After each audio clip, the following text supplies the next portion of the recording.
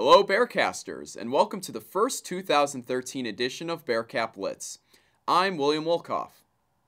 Before the UC student body left for winter break, the men's basketball team was cruising in the fast lane, jumping out to a 12-0 start. This streak included a championship at the Global Sports Invitational, a buzzer-beating jumper by point guard Kashmir Wright to beat Alabama, and a win over crosstown rival Xavier. The Bearcats were ranked number 9 in the AP Top 25. However, life in the fast lane did not last long for the Bearcats. 1-point losses to formidable teams in New Mexico and St. John's, and a 6-point loss to number 17 Notre Dame forced UC out of the AP Top 25 for the first time this season. Although they have seemed to recover with 2 straight road wins over Rutgers and DePaul, the weaknesses of the Bearcats have been exposed in Big East play. One of those weaknesses has been the struggle of the big men. Starting center Czech Mudge is experiencing Big East play for the first time as a starter and can't seem to get anything going offensively. He scored a mere 3 points against St. John's while shooting just 1 of 7 from the field.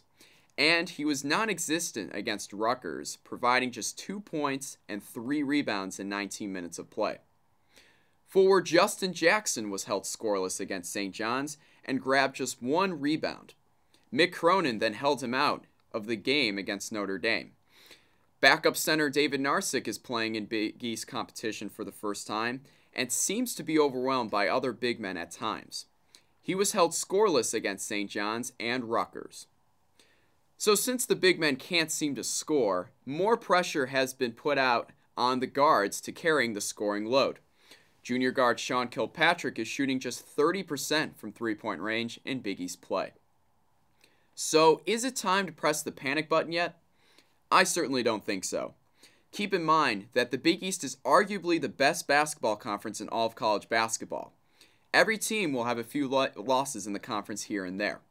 However, if the Bearcats want to climb back up into the top 25 and back to the top of the Big East, they will need some NCAA tournament-worthy wins.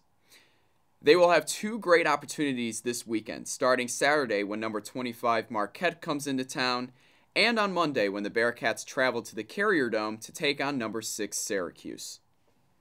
Beating the Golden Eagles is more than doable, considering that UC outsizes Marquette with 4 players over 6'8". There aren't such guarantees against a deep Syracuse team on the road. However, even a split of MLK weekend could be enough for the Bearcats to get back into the top 25. But it will take offensive production from the big men to pull UC back up into the ranks of college's most elite teams.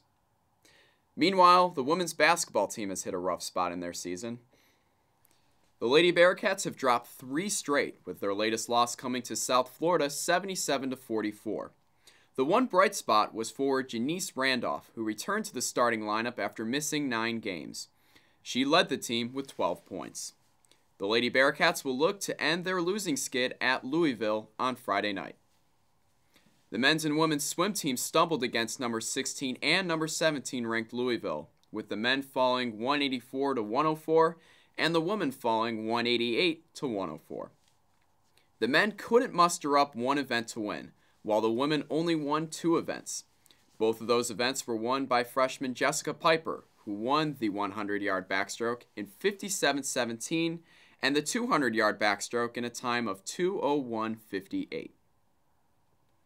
Both squads will host a quad meet Friday and Saturday at Keating Aquatic Center right here at UC. For all of us here at Bearcast, I'm William Wolkoff. Join us next time for another edition of Bearcat Blitz.